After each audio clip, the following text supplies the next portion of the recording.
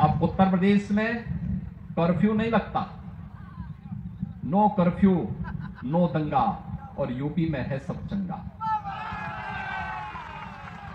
अब वहां दंगा नहीं है, वहां कर्फ्यू नहीं है, वहां सड़कों पे कोई नमाज नहीं पढ़ सकता,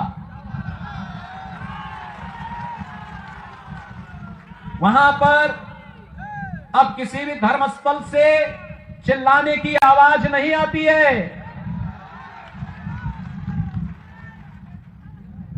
अगर किसी ने दंगा करने का दुस्साहस किया तो उसकी प्रॉपर्टी को जब्त करके वहां के गरीबों में, दलितों में, जनजातीय समुदाय के लोगों में बांट दी जाती है और कहा जाता कि इनका अधिकार है, घुसपैठियों का कोई अधिकार और दंगाइयों का कोई अधिकार नहीं होता है। बहनों और भाइयों, ये कांग्रेस हो या यूडीएफ, इन्होंने असम की संस्कृति के साथ खिलवाड़ किया।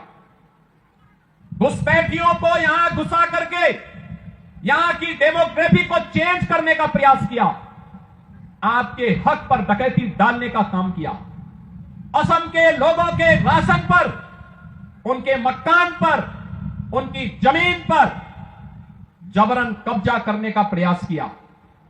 और एनडीए की ये डबल इंजन की सरकार प्रधानमंत्री मोदी जी के नेतृत्व में एक और विरासत के रूप में मां कामाख्या कॉरिडोर के निर्माण के कार्यक्रम को आगे बढ़ा रही है। एक और विरासत और विकास के कार्यक्रम को आगे बढ़ाने के लिए श्री हेमंत बिस्व शर्मा जी के नेतृत्व में असम के अंदर एनडीए की सरकार कार्य कर रही है। मां कामाख्या का कॉरिडोर का निर्माण का कार्य आगे बढ़ रहा है। एक एक घुसपैठी को चिन्हित करके उसे यहां से बाहर कराने की व्यवस्था भी हो रही है।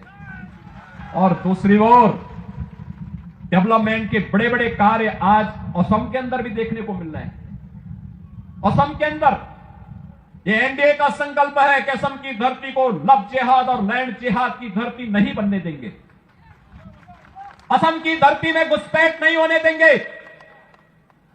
असम की डेमोग्राफी को बदलने की कांग्रेस और यूडीएफ की साजिश को सफल नहीं होने देंगे। और इसको रोकने का काम केवल और केवल एनडीए की, बीजेपी की गवर्नमेंट ही कर सकती है, कांग्रेस और यूडीएफ नहीं कर सकती।